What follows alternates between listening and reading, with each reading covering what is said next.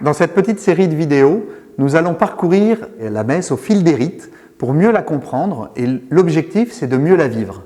En comprenant mieux ce que nous vivons dans la messe, nous allons pouvoir mieux la vivre de l'intérieur.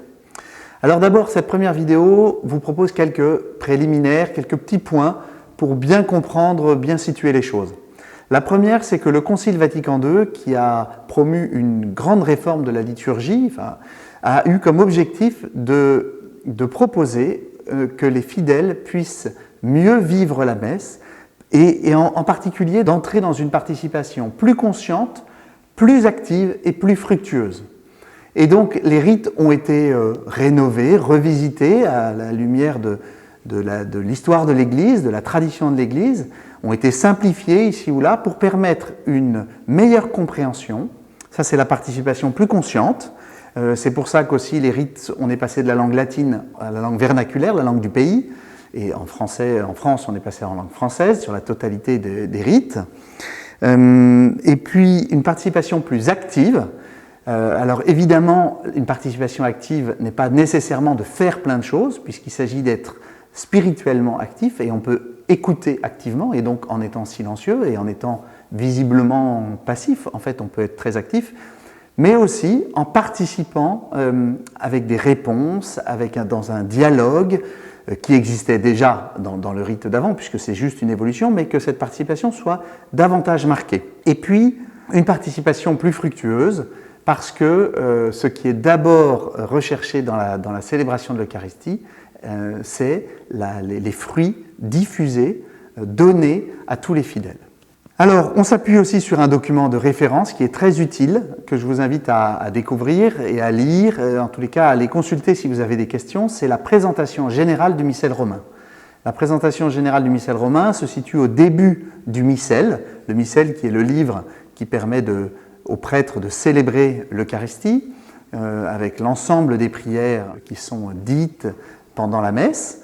Et au tout début, il y a un petit document d'une centaine d'articles environ qui présente l'ensemble des rites de la messe et qui explique comment on doit les vivre, comment on peut les vivre. Alors il y a le sens, et puis il y a aussi des règles précises, et puis parfois des latitudes, des possibilités diverses de mettre en œuvre ces rites. Un petit point important par rapport au rite, c'est d'être dans une double attitude. La première, c'est d'être fidèle aux rites qui nous sont donnés. Pourquoi ? Parce que la foi est transmise, nous la recevons de quelqu'un d'autre. Nous la recevons bien sûr de Dieu, mais nous la recevons aussi de l'Église qui nous la transmet depuis les apôtres.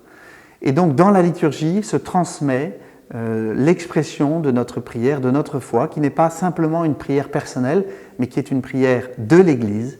Et donc, accueillir ces rites comme ils sont nous permet de vraiment accueillir la foi et d'accueillir Dieu. En même temps, il est important de ne pas être trop ritualiste. C'est-à-dire que la foi, elle n'est pas non plus... L'esprit est dans la lettre, mais l'esprit n'est pas la lettre. Et donc, il faut aller au-delà. Et donc, dans la présentation générale du missel romain, par exemple, il y a des latitudes, il y a diverses possibilités qu'on peut mettre en œuvre pendant la messe. Eh bien, n'hésitons pas à les utiliser. Et puis, si jamais un jour, tel ou tel rite n'est pas exactement respecté par tel prêtre ou tel fidèle qui ne le connaît peut-être pas précisément, eh bien, ce n'est pas la peine de se crisper. La foi et la grâce de Dieu agit et elle est transmise. Et donc voilà, il faut à la fois une certaine obéissance aux rites, de les accueillir et donc d'essayer de les vivre comme ils sont proposés, et puis en même temps une vraie souplesse, disponibilité intérieure. Voilà. Faisons attention à ne pas avoir une trop grande rigidité par rapport aux rites, parce que parfois ça peut être même un blocage à l'action de Dieu. Alors le premier point, une participation fructueuse, consciente et active. Le deuxième point, un rapport au rite dans l'obéissance et dans une certaine liberté. Et puis, le troisième point, c'est que l'Eucharistie est toujours la célébration du mystère du Christ, et en particulier la célébration du mystère pascal.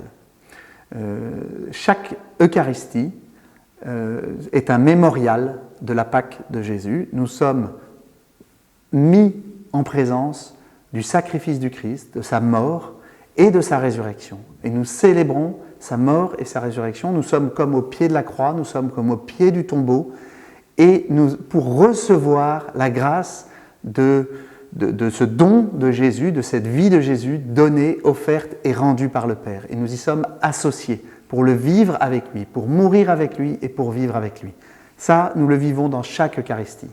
Et puis, nous célébrons aussi un autre mystère du Christ dans l'année liturgique, parce que toute la vie du Christ est rédemptrice, et donc nous célébrons tel ou tel aspect de la vie de Jésus, de sa naissance jusqu'à son ascension au ciel, et même nous sommes associés au mystère des saints et aussi au mystère de la vie de Marie. La première question que nous pouvons nous poser, c'est quel est le temps liturgique qui nous dit quelque chose du mystère que nous allons célébrer. L'année est parcourue de différentes tonalités, et nous commençons l'année liturgique en général au début du mois de décembre par le temps de l'Avent qui nous prépare vers Noël. Ensuite nous avons le temps de Noël, puis le temps ordinaire qui va parcourir plusieurs mois de l'année, qui est interrompu par le temps du carême qui aboutit à Pâques, et puis après nous célébrons le temps pascal pendant 50 jours. Et puis nous retournons dans le temps ordinaire jusqu'à la fin de l'année, jusqu'à la fin du mois de novembre à peu près. Et donc c'est très important de marquer ces tonalités quand nous le vivons. Certaines messes sont plus festives, d'autres sont plus intérieures, d'autres sont plus marquées sur la conversion personnelle. Voilà, chaque temps a ses particularités. Une autre question qu'on peut se poser, c'est si nous célébrons la messe en semaine, c'est est-ce qu'il s'agit d'une fête? Est-ce qu'il s'agit d'une mémoire facultative, d'une mémoire obligatoire? Et puis une autre petite question qu'on peut se poser, c'est quel est le type d'assemblée avec laquelle nous allons vivre et célébrer la messe? Ce n'est pas la même chose de célébrer la messe dans une petite paroisse de campagne que de célébrer la messe dans une grande basilique, de célébrer la messe avec des jeunes ou de célébrer la messe avec des personnes qui n'ont pas l'habitude d'aller à la messe, de célébrer la messe avec des chrétiens très engagés, très réguliers, très pratiquants, et puis des chrétiens plus irréguliers. Voilà, il faut pouvoir aussi s'adapter pour aider les personnes à entrer dans la célébration pour qu'elles le vivent. Il y a deux temps principaux pendant la messe, la célébration de la liturgie de la parole et la célébration de la liturgie eucharistique, et qui sont marqués par la présence de deux tables, la table de la parole, où nous sommes nourris du pain de la parole, et la table eucharistique, où nous sommes nourris du pain eucharistique. Voilà, ces deux grands moments, les deux tables, la parole de Dieu, le Verbe de Dieu, Jésus, qui nous nourrit, vraiment présent dans sa parole, et puis Jésus vraiment présent dans son corps et dans son sang que nous recevons aussi à la messe. Enfin, dernier préalable, pendant toute l'Eucharistie, il y a différents modes de présence du Christ. Le premier, c'est que nous célébrons un sacrement, et donc le Christ est présent en la présence du prêtre qui préside cette Eucharistie. Le prêtre en tant que tête de l'Église, le Christ tête de l'Église. Nous-mêmes, tous les fidèles, nous sommes membres du corps du Christ, nous sommes membres de son Église, mais le prêtre, par le sacrement de l'ordre qu'il a reçu, représente la tête de l'Église, représente Jésus tête de l'Église, qui nourrit son corps. Et donc, c'est une grâce particulière parce que ça montre que vraiment, ce n'est pas nous qui nous donnons la vie nous la recevons de Dieu. C'est le sens de ce ministère ordonné.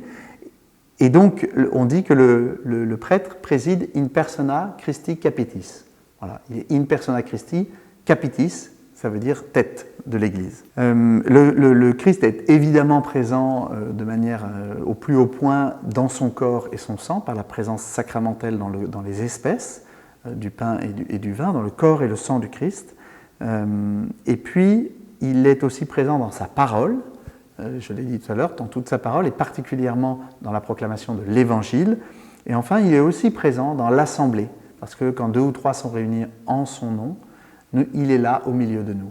Donc Jésus est présent dans l'assemblée qui célèbre. C'est toute l'assemblée qui célèbre, et le prêtre préside l'assemblée.